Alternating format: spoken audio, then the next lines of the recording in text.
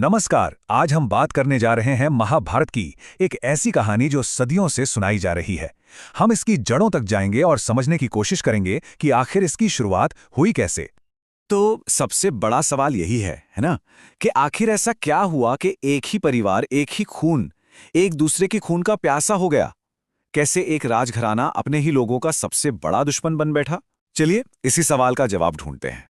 देखिए, इस महायुद्ध को समझने के लिए हमें कहानी की एकदम शुरुआत में जाना होगा। उस परिवार को देखना होगा जिसके इर्द गिर्द ये पूरी कथा बुनी गई है। और ये कोई छोटी मोटी कहानी नहीं है, ये दुनिया के सबसे लंबे महाकाव्यों में से एक है। इसे लिखा था महर्षि पराशर के पुत्र महान ऋषि वेदव्यास ने। कहते हैं कि उन्होंने ये कथा सबसे पहले अपने बेटे शुकदेव को सुनाई थी। तो ये पूरा संघर्ष शुरू होता है कुरुवंश से, और खास तौर पर चचेरे भाइयों के दो गुटों के बीच, जो हस्तिनापुर के सिंहासन के अगले दावेदार थे। एक तरफ कौरव और दूसरी तरफ पांडव। अच्छा, अब कहानी के उस हिस्से में चलते हैं जहां पहली गांठ पड़ी। एक ऐसी घटना, एक ऐसी प्रतिज्ञा जिसने इस वंश की किस्मत हमेशा के लिए लिख दी। तो कहानी की शुरुआत होती है राजा शांतनु की एक इच्छा से।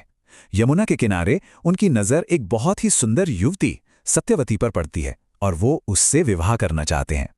अब सत्यवती के पिता केवटराज शादी के लिए मान तो जाते हैं, लेकिन वो एक शर्त रख देते हैं।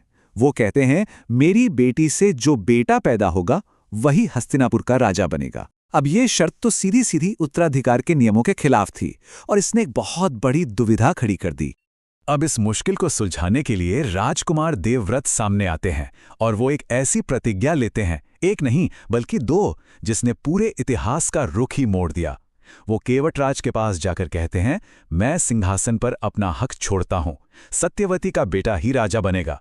लेकिन केवटराज को फिर भी चिंता थी कि कहीं भविष्य में देवव्रत के बच्चे सिंहासन के लिए दावा न कर दें। तो इस पर देवव्रत ने वो कसम खाई जिसे सुनकर सब सन्ने रह गए। उन्होंने कहा, मैं जिंदगी भर शादी ही नहीं करूंगा, आज जन्म ब्रह्मचारी रहूंगा।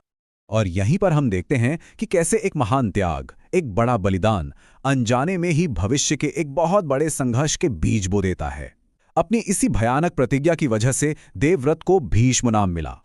चलिए अब कहानी में एक पीढ़ी आगे बढ़ते हैं और मिलते हैं उन दो गुटों से जो इस पूरी कहानी के केंद्र में हैं। तो अब मैदान में आते हैं 5 पांडव और 100 कौरव।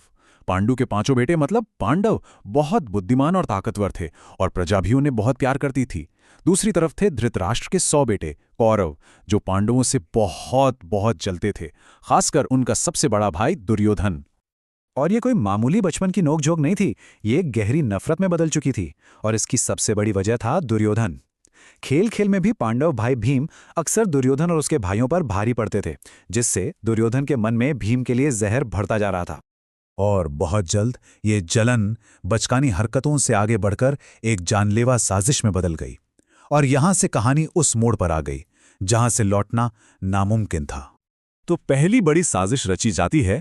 दुर्योधन अपने मामा शकुनी के कहने पर पांडवों को राजधानी से दूर भेजने का एक प्लान बनाता है। वो अपने पिता धृतराष्ट्र को मना लेता है कि पांडवों और उनकी मां कुंती को वाराणावत के मेले में भेज दिया जाए। और वहां वाराणावत में उनके लिए एक खास महल तैयार किया गया था, जो दिखने में तो बहुत खूबसूरत था, लेकिन असल में एक मौत का फंदा था। दुर्योधन ने अपने एक मंत्री पुरोचन को पहले ही वहां भेज दिया था और पुरोचन ने सन, घी, मोम, तेल और लाख जैसी चीजों से, मतलब हर उस चीज से जो पलक झपकते ही आग पकड़ ले, एक महल बनवाया था। प्लान साफ था, रात में जब पांडव सो रहे हों तो उन्हें जिंदा जला दिया जाए। लेकिन उनके चाचा विदुर को इस साजिश की भनक लग गई थी। उन्होंने इशारों इशारों में युधिष्ठिर को खतरे के बारे में बता दिया। पांडव समझ गए कि यह घर असल में एक चाल है। और विदुर ने जो एक कारीगर भेजा था, उसने महल में पहले से ही एक खुफिया सुरंग बना दी थी, जिससे वो सब सही वक्त पर बचकर निकल गए। तो देखिए, ये जो लाख के घर वाली साजिश थी, ये तो बस शुरुआत थी। इसके बाद चौसर का वो कुटिल खेल हुआ, जिसमें पांडवों से उनका सब कुछ छीन लिया गया और उन्हें 13 साल के लिए वनवास भेज दिया गया। और जब वो अपना वनवास पूरा करके लौटे तो दुर्योधन ने सुई की नोक बराबर भी जमीन देने से साफ मना कर दिया। बस यहीं से शांति के सारे रास्ते बंद हो गए। आखिर में एक सवाल मन में रह जाता है कि ये जो इतना बड़ा विनाश हुआ, उसकी जड़ तो भीष्म की उस महान प्रतिज्ञा में थी। तो क्या कभी कभी नेक इरादे और अपने कर्तव्य का पालन करना भी एक भयानक तबाही की वजह बन सकता है?